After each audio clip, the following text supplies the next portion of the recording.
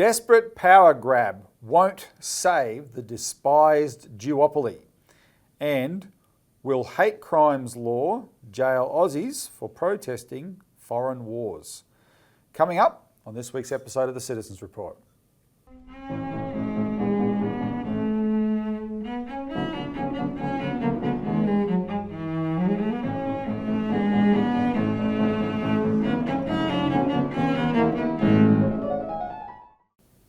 Welcome to the Citizens Report. It's the 13th of February 2025.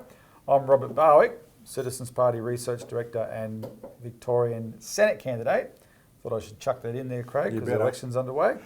And joining me today is Citizens Party founder and leader Craig Isherwood. Welcome, Craig. Yeah, thanks, Robbie. All right, in this week's show, we're going to be talking about a couple of things coming together, but basically the Victorian by-election, Craig, showed an all-time low for the major parties in terms of first preference votes. The major parties, nevertheless, are trying to rig the system to keep themselves in power, but we're going to talk about what the government's announced with a banking plan, which shows they don't deserve to be in power. So stay tuned for that.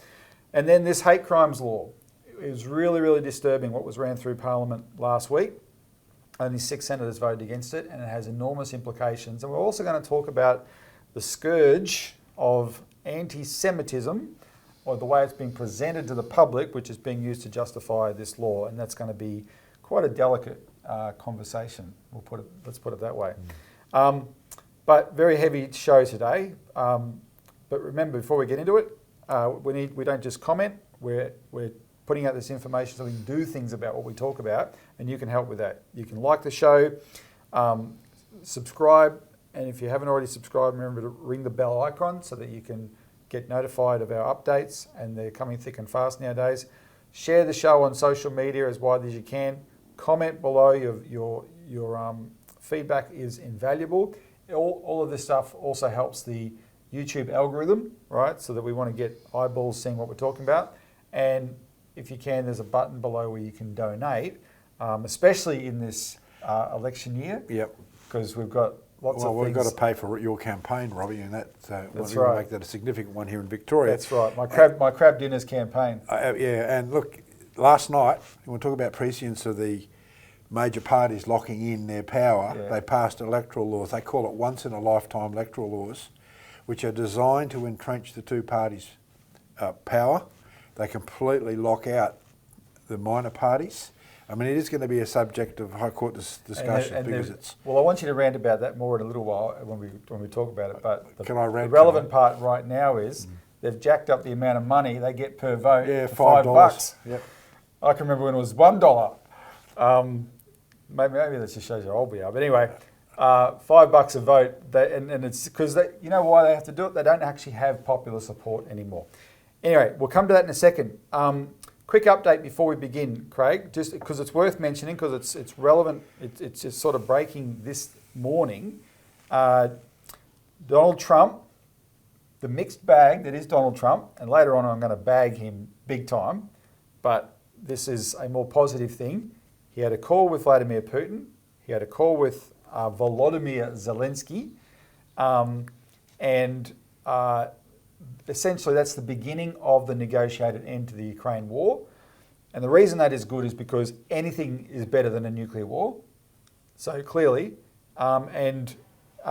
his defence secretary, Pete Hegseth, in Europe, actually laid out some of the parameters they're thinking about to end the war. And those parameters include essentially what Putin asked for in December 2021, where he wrote a letter to Joe Biden and said, these are what we need and there won't be a war, and they refused to even talk to them about it.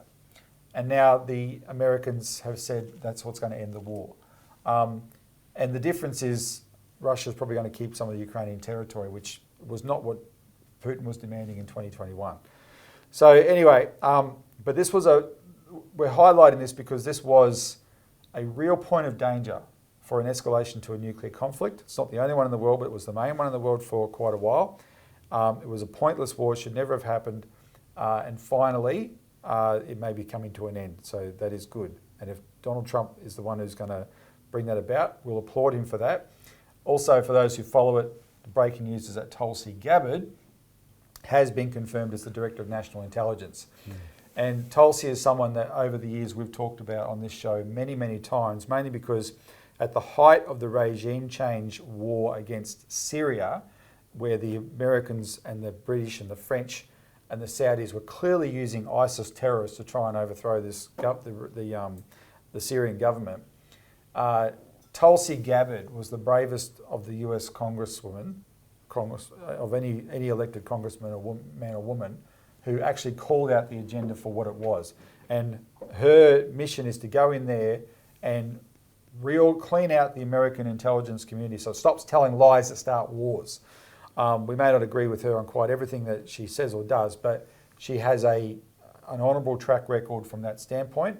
And finally, this is another positive thing that we can point to in the Trump administration. Yep. All right, let's get into it, Craig, because, big week this week. Desperate power grab won't save the despised duopoly. And we'll start off with the Victorian by-election. There were two by-elections on Saturday here in Victoria. And what was extraordinary is that neither of the major parties could reach 30% of the vote. And so combined, the two major parties did not account for 60% of the vote. Both major parties ran in Werribee. Mm-hmm. Now, Werribee is the mortgage belt, one of the mortgage belt areas of Melbourne, and it's massively crammed in, lots of people in there, etc. Infrastructure is a huge issue, etc. And of course, these are the parties who are responsible for not doing the investment, cramming in people into these places so they can push up house prices, etc. And the public's sick of them. That they know they're all talk, so they couldn't get 60% of the vote in Werribee. The other one was Prahran. Now, in Prahran, it was a little bit different because Labor didn't run. The Liberal candidate did get more than 30% in Prahran, but only because Labor didn't run. And the Greens candidate, who the headlines are saying that the Prahran vote was a total rejection of the Greens, her vote actually didn't change. She didn't lose any votes. It's just that last time the Greens got elected on Labor preferences, so without Labor running, there were no preferences from Labor, and therefore the Greens didn't get the preferences they needed. And a strong leaning independent, a strong Labor leading independent that did soak up a number of the votes, didn't preference the Greens. He preferenced the Liberal Party. Yeah. Well, that just proves a duopoly. Well, we've talked about this before, though. The Labor Party was happy with the Greens as long as the Greens were only sticking to green issues. Last year we talked about this a few times. There's been a bunch of issues where the Greens have gone off the reservation onto things like banking issues, housing economics, etc., which frankly our party finds ourselves in agreement with them many times, mainly because they're echoing us. And the two major parties don't like that, because if you actually took on the housing mafia, if you took on the banking mafia, right, you will bring down the vested interests who control the two major parties. And so now the two major parties are treating the Greens as a danger to their duopoly, and that's where so this is not to promote the Greens. I'm going to bag them in a minute as well. But what we've found over the years is if you're willing to work with people on areas where you have common ground, you may have even very strong disagreements with a party like the Greens, but you find yourself in other areas where you have agreements and you can work with them. And in my experience, Craig, dealing with them in Parliament, what you see is what you get. When you deal with the two major parties, it is not what you see is what you get. There's always these other influences, unspoken things that stop them from even telling you their opinion half the time. Because before they ever settle on a policy, they have to go running to the back rooms and find out what the vested interests say. The Greens are much more transparent than that, even if you disagree with them. And we get lots of comments, Robbie, about how we're really just a think tank, you know. That's right. But what that shows you is that we actually have the in-depth knowledge and understanding of how these policies should work. But we're also a political party, so we're like a hybrid, and some people can't understand how we actually operate within this. And look, it would be much, much easier, I tell you, if we were just a think tank, because you would get all these concessions as a charity and all these sorts of things. But as soon as you become a political party, right, you're challenging the potential status quo of this duopoly, and therefore they come down. And in our case, it's not a case of becoming a political party. We've always been a political party. Right. We're We're not one of the modern splinter parties. We've been around for 37 years.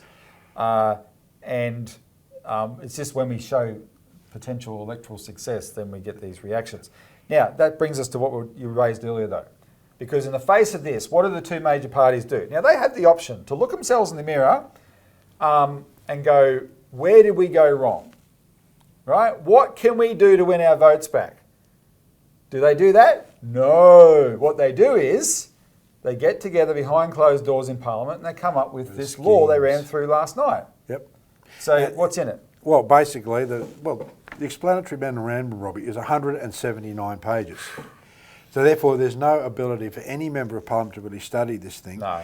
I heard Tanya Plimpicek going on this morning about how there was wide community consultation with political parties. We were never contacted by that, right? No, and this process effectively restricts donations to individuals to $50,000. Now, we do get the occasional $50,000 donation. I think the last one was 4 years ago. Right, but most of our contributions are small contributions from ordinary people. But Craig can also point out the rort there before you go on. The Citizens Party is one entity. Yeah. The Citizens Party. If That's someone right. donates to us, they donate to one entity. All the two major parties and the Nationals have multiple entities. And they're setting up every new ones. state, they have a federal entity, each state has an entity, so they can take a donation from someone that's $500,000, split it up among the various states and other entities, and it's all legal. Well, they're also bringing into the federal parliament these things called nominated entities. It's a brand new institution. Here in Victoria, right, you're only supposed to be allowed to give donations to political parties of $4,000. Yeah. But they have this thing called a nominated entity, which in fact is the McCormick Foundation. The McCormick Foundation, which gave $1 million to the Liberal Party and to other candidates this last Victorian election. So there's all these rorts and schemes being built into the legislation to allow these political parties to spend, to raise all this extra money. They can raise, the Liberal Party can spend $90 million. The Labor Party can spend $90 million on an election, right? And this is all targeted because Clive Palmer spent so much money, you've got the Teals spending so much money. But the actual effect of this is to shut out any dissent of the major parties. And it burdens smaller parties with an entire bureaucracy that's going to also create real restrictions on the freedom of political speech, which is what Anne Toomey is, if you watch her videos, which is very, very... she's Australia's leading constitutional expert. Yeah, and she's very insightful for this. She's gone through this legislation as it's been proposed, and she says there is so many violations of the Constitution. And it will go, this will be challenged in the court because Clive Palmer will make sure it is. Yeah. So I have an opinion to express on this. This is not Citizens Party policy or anything, but I have an opinion to express just for what it's worth, because regular viewers would know that one of my tasks is the guy regularly goes to Canberra and talks to as many politicians as I can. And what I often do, Craig, is I'll send an email asking for meetings to literally every politician in the building, and I meet whoever agrees to meet, right? So I don't care where they're from. And what I've found, though, is that when as I mentioned earlier, contrasting the Greens with the two major parties, that pretty much applies across the board to the whole crossbench. And I've come to appreciate, I really don't care who's in the crossbench. I don't care if they're Teals or just normal independents or Greens or One Nation or whatever, now People First with Jared Rennick and Jackie Lambie Network. Yes, you're going to find, you can trip over the things you disagree with these people on. But the bigger the crossbench, the better Parliament works. The two major parties don't think so, because they can't do things secretly.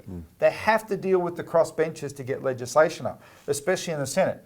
And so even when they ram something through, like the hate crimes law, like this electoral matters law, and like the bills last year, everyone knows they're ramming it through. There's no secret there, right? And they are clearly working together to ram these things through. So that's a transparent process.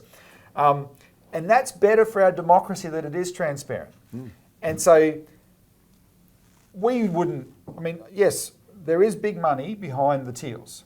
And definitely there's big money behind United Australia Party, the biggest of all. $119 million and got one senator elected, but he also did affect the preference flows and so forth. So but it takes that kind of, but if that's where our system is at the moment, Craig, where it's taken that kind of thing like Clive Palmer deciding he's going to put big money into shaking up the system, legally according to the rules of the system, right? Then he's actually achieved something by showing up the way the two major parties are ultimately the uni party. Right? Robbie, Clive Palmer's got no branch structures on the ground. He's got no policy development capacity except for what comes into Clive Palmer's head. That's right. Right? He's He runs elections, election to election. What happened if the Citizens Party got $20 million? Yeah. I mean, that's what the fear is here, and people have to understand that we would direct that money into the actual policies we've represented for 37 years. If we could and that would scare the hell out of the establishment because they know that we wouldn't be kidding. If we could do the kind of wall-to-wall advertising that puts our policies in front of people's faces and they see, hey, that's a good idea, right? Then we'll start getting elected and they know that. Well, on a shoestring, we're running 34 candidates this election. Right? On a shoestring budget, I mean, we're only going to spend a fraction of the amount of money the major parties have because most of our candidates are doing this in a very volunteer way and they're paying for themselves.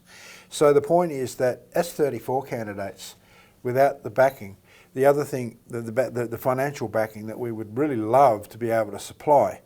But the other thing is, Robbie, we have a policy, we have an approach to an elections is where we have our policy platform, which is developed with policies that actually make a difference. We're talking about changing the structure of the nature of the problems. Like we were talking about, like example, this week, you introduced this on Dr. Bassima Hawley's campaign last night on Facebook. This consequence, how do you deal with the housing crisis?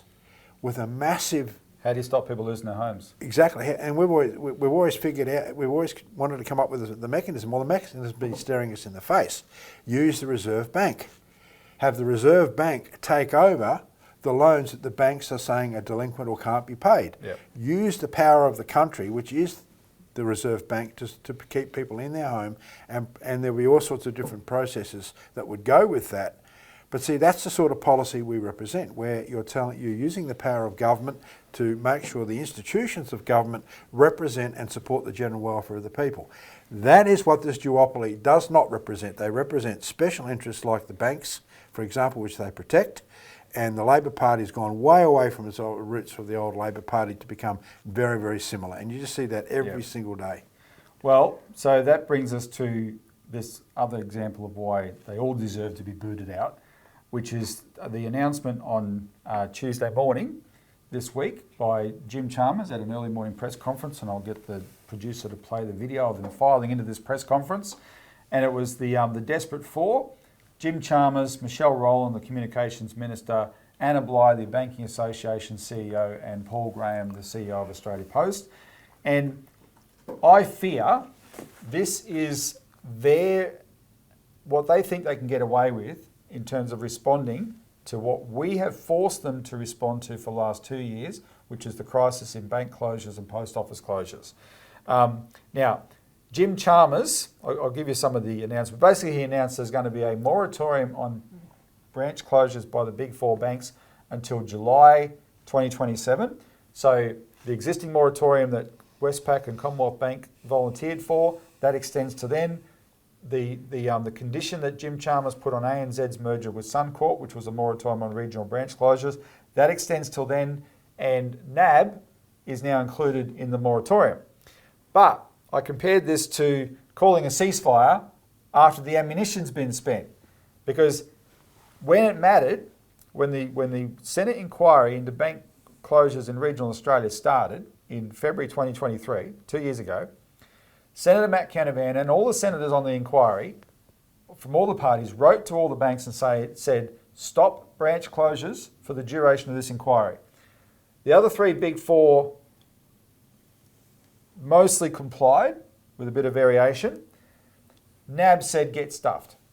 And NAB went ahead while this inquiry was going on and they closed dozens, something like up to 50 branches across regional Australia. So now Jim Chalmers gives this speech at this press conference, and I want you to hear what he said. You won't play, I'll just read it. He goes, "We are standing up for regional Australia, for the communities and people and small businesses of our regions, helping to secure them the banking services that they need and deserve. We know that if we want a strong national economy, then regional Australia needs to be a big part of the story, and that means making sure that banking services are available to the businesses and workers and people and communities of regional Australia." So if he actually means that, why did it take him so long to do something? Because he, in the 2 years, or now nearly 3 years, he's been the Treasurer of Australia and could have done something, because we were screaming about it all that time. Literally hundreds of towns in regional Australia and many more suburbs in cities have lost their banks. If they're now important, why weren't they important then? So what this proves, Craig, is that they know they've got to respond politically to what we've forced onto the agenda. It's just they've come up with a response that's designed to satisfy the banks. That's why Anna Bligh was there. And so the whole thing is a farce. They've essentially just done something that'll they think will take this off the agenda for the election. That's all they think about. Not solving the problem, because you can't. Solving the problem means upsetting Anna Bligh, means she not being there. Solving the problems means Jim Chalmers getting up and say, "Banks, enough is enough. It's over. The taxpayer of Australia guarantees your existence. You make enormous profits out of that.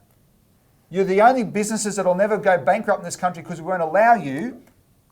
You must start serving your communities." That's what it would do. And the banks would not want to be there for that conversation, right? But instead, a couple of months after he had a dinner at a fancy restaurant in Canberra, just down from Parliament House, called Chairman and Ip, and Dale Webster, the journalist, put in a Freedom of Information request because Jim Chalmers had a dinner with all the CEOs of the banks. And so she put in a Freedom of Information request asking for his receipt for paying the bill of the dinner. And it's come back saying there is no record of that, which means the banks picked up the tab. They want, in the overall scheme of things, not a lot of money, but they wined and dined the Treasurer of Australia because that's how they roll. Right? Usually when you have a meeting with these bigwigs inside the Labor Party, they charge about $50,000 for it. So the question is, did they pay him $50,000 each to meet with him to discuss the policies they want to have put in place? Yep. I mean, I'm not kidding. This is how they actually do things. There's probably something coming back through the back pocket for sure. Now, the other thing is Chalmers announced is that ANZ will join the Bank at Post deal, so will HSBC and Macquarie Bank. And the other three banks that are part of Bank at Post now, Commonwealth Bank, Westpac and NAB, they're going to make their deal better. But when he actually announced it, it turns out he wasn't announcing anything. He was announcing there's an agreement to make an agreement. Nothing changes for Australia Post, which is under enormous pressure because these banks that save $1 million for every branch they close down. It costs them $1 million a year on average to run a branch. For the branches they've closed down over the last 10 years, 3,000 branches, that's $3 billion they've saved. Yet they pay, and they tell everyone go to Australia Post. Yet they pay Australia Post a measly $15 million each. That's the three of them. That's the three existing ones. So supposedly they're going to improve that deal. Are they going to improve that deal to anything that will keep actually Australia Post solvent? And of course they won't. That's why we need a proper postal bank.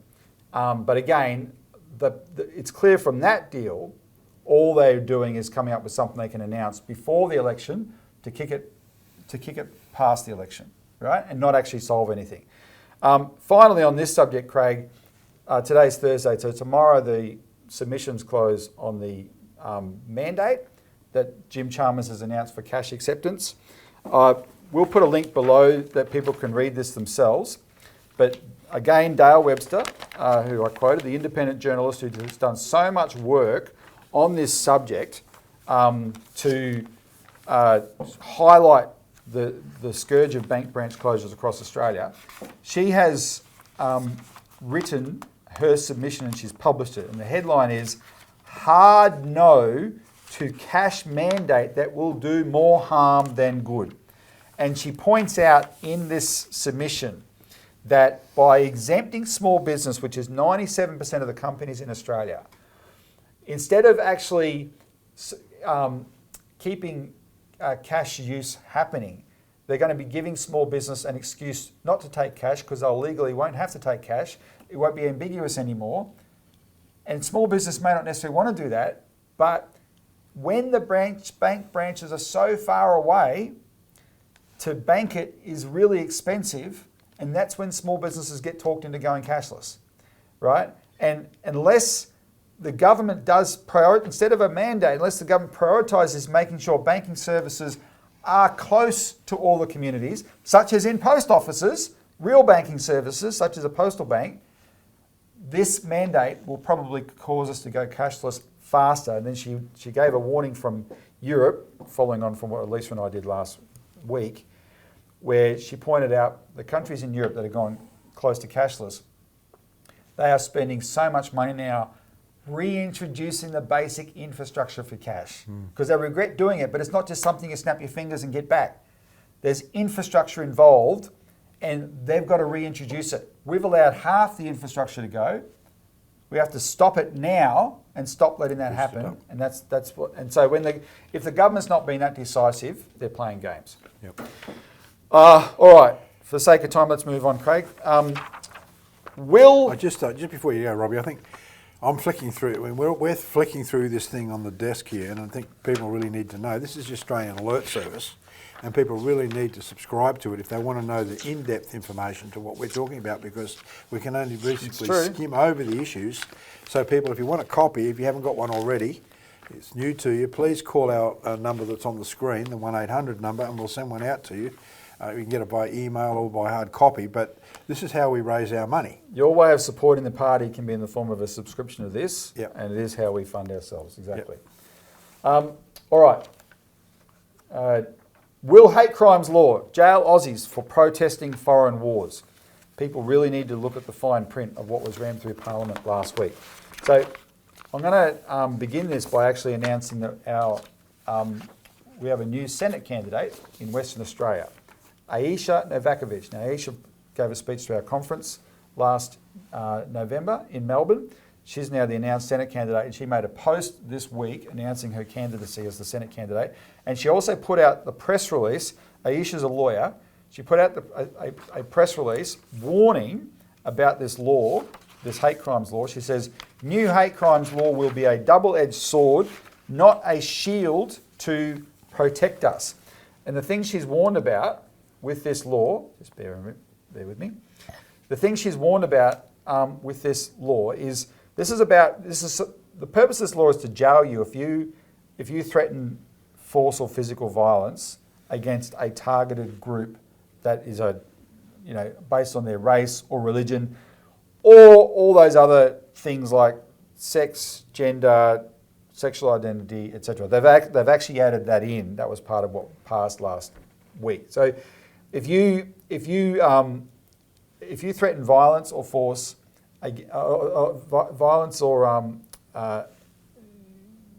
force against a group, right? You can now face mandatory jail sentences, and that's the other disturbing part of the law. But what Aisha highlighted is this: the previous laws in this area allowed a good faith defence. You actually had to have intended to target those groups.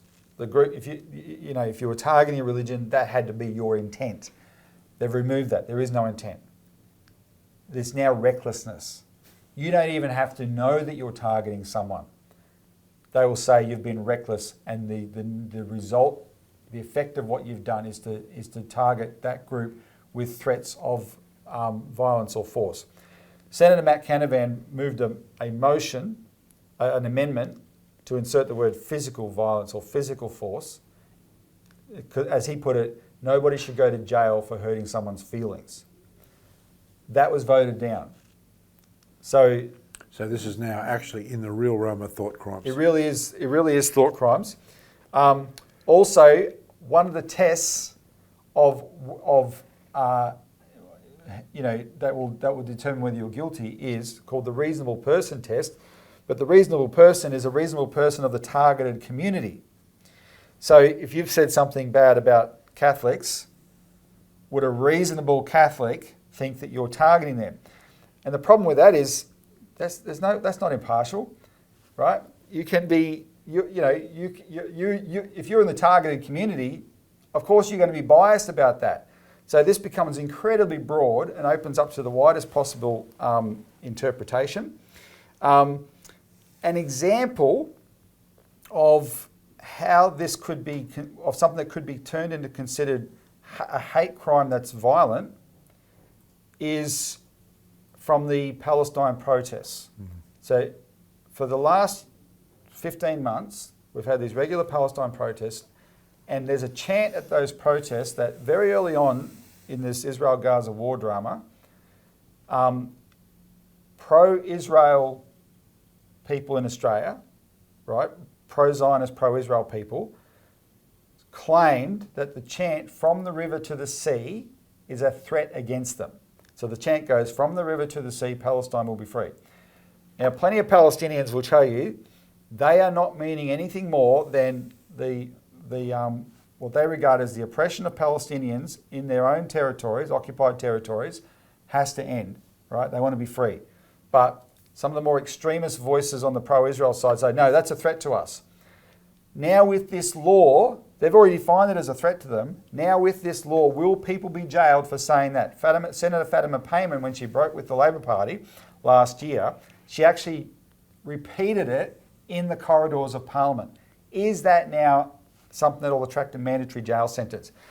And if you have strong views one side or the other on Israel-Gaza, have your views, but actually take a step back and think, how do we get to the realm of thought crimes and jailing people for speech?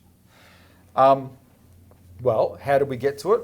Well, before I get onto that, I just want to read something that Aisha Novakovic included in her press release, because she warned, she's a leader of the Muslim community in WA. She warned her own community about these kinds of laws last year. She wrote, "Late last year in 2024, I attended a public forum where I engaged in rigorous debate with fellow Muslim community leaders regarding hate speech in the form of Islamophobia. Understandably, many Muslims, like their Jewish brothers and sisters in Australia, have grown increasingly uncomfortable with rising tensions and hate speech. Both forms of hate should be rightly condemned. However, I warned the attendees, who are mainly Muslim, against supporting the expansion of legislation that would curtail the freedom of political communication. Such legislation is part of a broader pattern of authoritarian legislation designed to silence legitimate debate, protest, and critical inquiry. The price of these false protections will ultimately be our freedom of expression as governments gradually implement the policing of our thoughts. Essentially, it is a trap." And that's what she warned about last year, and that's exactly what's happened now, because once this law passed, other leaders in the Muslim community have pointed out, hang on, this is especially going to be used to target things like the Palestine protests, because we're now going to say a few things about this supposed wave of anti-Semitism that's taken over Australia, which people are hearing about in the news all the time. But one of the things, Craig, that I reject outright, but some politicians with an agenda are trying to claim, is that these tensions in Australia are deep-seated hatred of the Jews and nothing to do with what's happening in Gaza. Well, where were all these protests before October last year? Now, when the October 7th thing happened, go back and look at our show. We were in shock like everybody else, right? We didn't even know what to say, given how terrible the atrocity was. Later on, as the dust settled, you actually started to find out that some of the initial claims from the day, it was still a terrible event, but some of the initial claims from the day were deliberately made up, and then you had to ask yourself the question why, such as the 40 beheaded babies and all this kind of thing. Deliberately made up lies. But nevertheless, it was a shocking event. And we talked about things like, how do we ultimately end this cycle of violence, etc. But see, people who wanted to defend what Israel subsequently did, because what Israel did subsequently was rapid, it was brutal, and it was relentless. And it was genocide. The massive death toll, 20,000 children, tens of thousands of women, right, innocent civilians, etc. People who wanted to defend that tried to shut down even any discussion about the context, as if there was nothing led up to October 7. So as someone said, nothing justified October 7, but October 7 justified everything that came after it. But when you've seen the live streaming of genocide, mutilated bodies of children every day, right? And you get bombarded with this stuff on social media, that's why people protest. But what's happening is this whole thing is being politicised. And before I go on, I want to make a point. If you're in the Jewish community in Australia, you will be feeling terrified. There's no doubt about that. And don't kid yourself. With all the attacks that have happened, people in the Jewish community are going to be feeling terrified.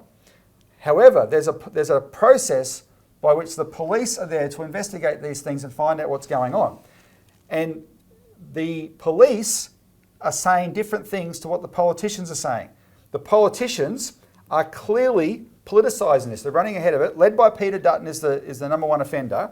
They are running ahead of this because they want to say it's something bigger than it potentially is. And the example of that, Craig, is the caravan. Yeah. So a couple of weeks ago, they found a caravan in Sydney with explosives in it. And Peter Dutton's out there saying they foiled the potentially biggest terrorist attack in Australian history.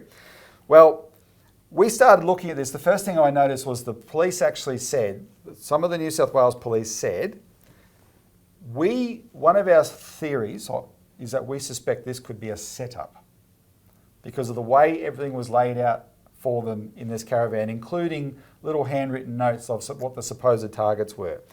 But does the media report that widely? I mean, there's even the Australian newspaper last week acknowledged that what the politicians have been saying, the New South Wales and the federal police are probably not going to back them up on it because they're not finding the evidence for it. So I just want to play a quick clip from Gerard Rennick here, because he went off about this in Parliament last week during the debate on the hate crimes law. I mean, look at the last week's hysteria over the bombs in a caravan. Senator Babbitt, please remind me the next time I decide to blow something up that I'll leave bombs in a caravan with a handwritten note that I'm going to do it and where I'm going to do it. I mean, this type of fear-mongering over allegations that somehow a couple of meth heads who'd be lucky to get their next find their next hit are somehow organising a terrorist plot is absolutely absurd. And while for a minute, I don't agree with the Prime Minister on many things, I think the attack on him and somehow that he's playing games with this is absolutely absurd. And that's what this bill is all about. It's a political stunt and it's going to circumvent free speech. Robbie, what I find is stunning is that you constantly have these politicians like Dutton with an agenda. They know how the public works. They know how the viewers work here. Yeah. Headline news on all the stations, right? Multiple, couple of days of it. Headline news about this caravan, how this is an attack, blah, blah, blah.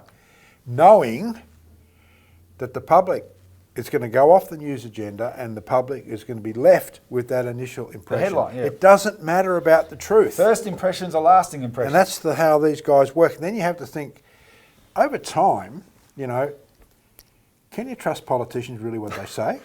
I mean, look, and that's the problem, is that this sort of behaviour by politicians is not leadership. It's not serious in the point of, real direction for the country. It is simply political point scoring, and people are sick of it. You wonder why they're charlatans, and you wonder why people are not voting for them, because they stand up there. Oh, can we really believe that? Is there any truth to that? And people are now starting to question more and more when they hear stuff, because they've been let down so many times. They take a certain view and then something jars them further down the track.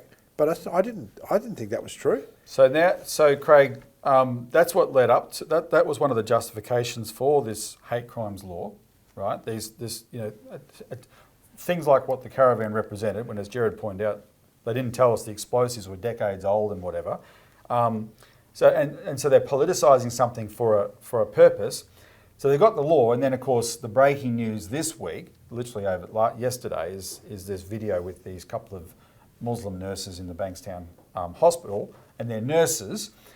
And not doctors like they said. Not doctors, because they're talking crap. Yeah, it's a spoof. They're talking, well, the term is they're talking smack. Smack. Right? And they're talking smack. Now, look, what they said at the end was horrible.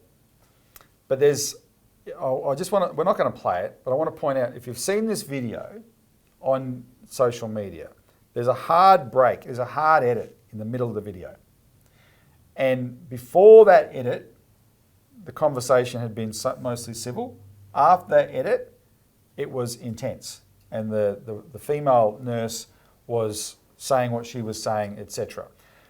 Something was said in that edit that the Israeli guy, the Israeli influencer who did this, who actually has a history of doing these kind of conversations where he provokes people. He bragged about getting people fired in Canada recently, I understand. He edited out some of the conversation. His provocation. That might explain why they went off, but still then just talking smack, talking garbage. Utter garbage, but then the politicians come along and treat it seriously so that people think, oh, maybe people have been killed in the hospital. This is just an excuse to keep escalating this stuff, right? And that's not to excuse those two nurses for what they said, but you know, as someone pointed out to me, they're Muslims, but they're Australians, and actually the way they talked, that kind of crap, people talk in pubs in Australia every day of the week. On all sorts of different subjects, threatening all sorts of different garbage things. And you said this morning when you were reporting on this that they were thinking they were having a private conversation. Yeah, well, they wouldn't have known that what they were. That wasn't intended for publication. This was an intended, it was taken in a sense out of context, because I tell you, it's one thing to speak in the pub a certain way, but if you know you're going to be in front of you're going to be listened to 1 million people, you won't be saying those same things the same way. No one does. Now, there's a former Liberal Party member who we worked with years ago on the cash ban campaign, Steve Holland, who's also a councillor, I believe, on one of the Victorian councils. He actually tweeted something quite useful. He used it to attack the hate crimes law, because he said it's better, even as horrible as the actual words were, it's better to see things in public, because people do have free speech and know where they stand, than to drive things underground, right? And that's actually true as well. If these people truly had those ideas that are so hateful, and they can be seen for what they are, they'll be treated accordingly by the community. But if you jail everybody for saying things, then you're just going to drive the stuff. It doesn't stop it. You drive it underground, it leads to an explosion later. But the people who are leading the pylon here, like I said, and this goes to the title of what this segment, Will Hate Crimes Law Jail Aussies for Protesting Foreign Wars? There's no doubt the number one motivation of people like Peter Dutton, but also the most extreme pro-Israel leaders of the Zionist lobby, they want to shut down any criticism of what's happening over there. And I'm going to show you, we're going to put up a tweet by Mark Liebler. Now, Mark Liebler is he's sort of recognised as the most influential pro-Israel lobbyist in Australia. We've had clashes with him back in the day. He used to be the head of the Zionist Federation of Australia, and now his son Jeremy Liebler is. But Mark Liebler is incensed. He's furious, because one of the phenomenons in Australia in reaction to the Israel-Gaza war has not just been Muslims protesting, it's been Jewish people protesting. There's plenty of Jewish people in Australia that are equally appalled at what's going on over there. And there's a group of academics in the Jewish community who call themselves the Jewish Council of Australia, and led by a couple of women, Sarah Schwartz and some others at Melbourne University. They have been very outspoken, attacking the way a war criminal, Netanyahu, and the two people that were part of his faction in his cabinet that got him in government, Smotrich, Bezalel Smotrich, the finance minister, and Itamar Ben-Gvir, the former national security minister, who are both actually accused terrorists in Israel. Ben-Gvir was involved in the Yitzhak Rabin assassination. Smotrich had to be arrested and charged for plotting to blow up the IDF evacuating people out of Gaza back in 2007. These are the people now in the government. These are the most extreme, hardcore warmongers Israel's ever had as a government. And so moderate Jewish voices in Australia have been criticising them, and people like Mark Liebler can't handle it. And so people have been questioning, what about this statement that he's made in a tweet last week? How does this fit with the hate crimes laws? So he wrote, "Nothing but nothing is worse than those Jews who level totally unfounded allegations of genocide and ethnic cleansing against the state of Israel." Unfounded. "They are repulsive and revolting human beings." He's talking about his fellow Jews. "Their relatives who were murdered by the Nazis, the role models for Hamas, my side, which Benjamin Netanyahu himself funded Hamas. He made sure he funded Hamas." Back to the statement, "will undoubtedly be turning in their graves. Their avowed anti-Zionism is clearly no more than a cover for the reality that they are vicious anti-Semites." This is the acknowledged leader of the Zionist community in Australia, the pro-Zionist community in Australia. He would happily round up his fellow Jews based on that statement if he could get away with it, if that was called for, if they had the laws to do it. Nothing but nothing is worse than them, in his own words. And it just shows you there were no protests about Israel and Gaza before this war erupted. This is the heightened tensions are because there's a war over there, which is being fought in the most brutal manner, and they're trying to shut it down. And then the final point, Craig, brings us to what I promised earlier. We're going to bag Trump again. We're now going to bag Trump, because Trump's ethnic cleansing plan, his real estate solution, instead of a two-state solution for Israel-Gaza, which he's doubled down on all week, clear out Gaza and turn into the Riviera of the Middle East, right? Take away their land, don't allow them to come back. All it means is the war is going to be absolutely unstoppable. There are plenty of some people in Gaza will happily leave as refugees, but there's a whole bunch of them that will fight to the death because it is their land, because they've lost so much of it, etc. This is just about to make this whole thing much worse. Now, Trump has and then added fuel to the fire, because he's actually called for the ceasefire to be destroyed. And the dumb idiot believed the Israeli side, because they said, oh, Hamas has broken the ceasefire. Even the New York Times quoted members of the Israeli government saying, no, Hamas didn't break the ceasefire, Israel broke the ceasefire, because Benjamin Netanyahu didn't want a ceasefire. So Hamas is, Trump is saying, if all the hostages aren't released on Saturday, it will unleash all hell on them. What do you think they've gone through for 15 months if that's not hell, right? This is just going to fuel the conflict over there and fuel the protests here. But when he was challenged, because a lot of people have pushed back, even among his own supporters, about this harebrained plan of his, the question was, well, has a better one ever been put forward? And Craig, the answer to that is, in short, yes. Yeah. And we published it, again, in this wonderful magazine called the Australian Alert Service. We published a middle page spread, 4-page spread, called the Oasis Plan for Peace Between Palestine and Israel. And this was, it had two origins. One was none other than US President Dwight Eisenhower, actually, who had a plan for economic development for Israel and Palestine in the 1950s as an extension of his Atoms for Peace. And after the Six-Day War in 1967, as a former president, he put it up again. And he was told, because the whole point was, he said, let's use nuclear power to deliver power and water, as much water as the Jordan River again, because those two are the essential things to keep to raise the living standards of the people in those areas. And he was told, we need a peace plan first. And Eisenhower's argument, no, this is how you get a peace plan. And so in the 70s, our late associate, the American economist Lyndon LaRouche, he put forward an expanded idea, which he called the Oasis Plan, with a bit more detail on it. But again, use nuclear power development in that area to provide power and water for this region of the world. And LaRouche made the same point as Eisenhower. Don't wait. Don't say we've got to have peace first and then do this. This is how you get peace.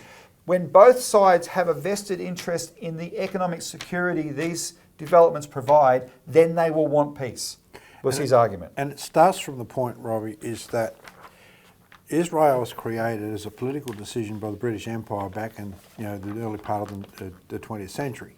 It was created in the middle of Palestine. Yep. Now, the solution is what 180 countries around the world adopt, which is the two-state solution. So how do you make that work? It can only be made to work where you recognise the legitimacy of both states because they exist, for no other reason. And then you have to go with... Which Yasser Arafat did at the time of the Oslo Accords. And therefore you have to have an actual process for economic development with not just inside Israel, but also inside of Palestine. So whenever you've had these leaders that have stood up and recognised that need, they've come up against the Zionist forces that we're seeing now, these war criminals that you mentioned, that say, no, Palestine should not exist, it has to be a greater Israel. So the starting point for any real peace has to come back to the idea, yes, Israel exists. It exists, it's a matter of reality. So does Palestine. And you have to come back to that point, and until we get back to that point, Israel is more, by its actions through these Zionist factions, is actually, as many people are saying, is actually proving its illegitimacy to exist. Because what happened is... And that's a real problem, because how are you going to have peace when there's such such hatred being propagated? Well, in the early 90s, the Israeli government, led by Yitzhak Rabin, was willing to reciprocate to Yasser Arafat and the PLO as a result of these things called the Oslo Accords. Both sides essentially recognised each other. And because Yitzhak Rabin didn't say, no, it's all Israel and nothing else. No. But here's the funny thing, because we just talked about Mark Liebler before. Mark Liebler's brother, before he died, his name was Izzy Liebler. He was the sort of like the acknowledged leader of the Zionist lobby in Australia. Mark's taken his mantle once he died. But after he died, he was actually outed as an actual Mossad agent.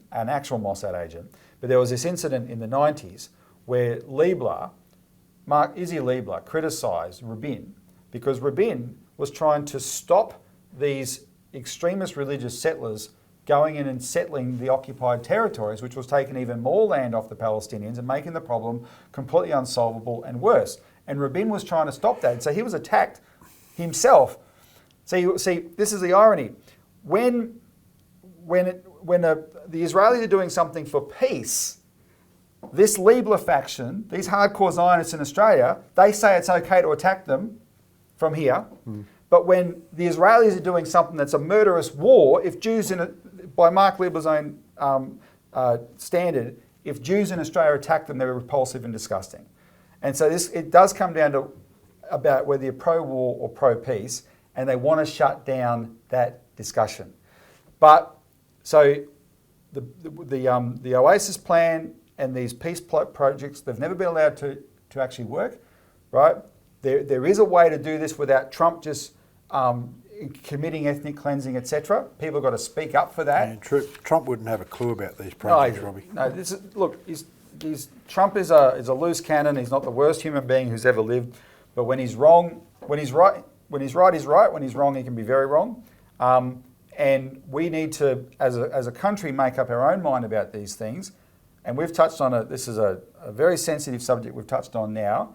But you've got to look below the carpet when you have things like this hate crimes law foisted on us and the implications it has, and actually say, okay, what's really going on here? So, as you said, Craig, we've covered it as we have. There's a lot more that could be said, but we don't have all the time in the world. This is what we cover every week in the Australian Alert Service. So if you want that kind of analysis, get a subscription and help the Citizens Party that way. But Craig, otherwise, thanks for joining us today. Thanks, Robbie. Thanks to the viewer for tuning in. Tune in next week for more, including in subsequent weeks, a lot more to do with the election campaigns. Thanks very much.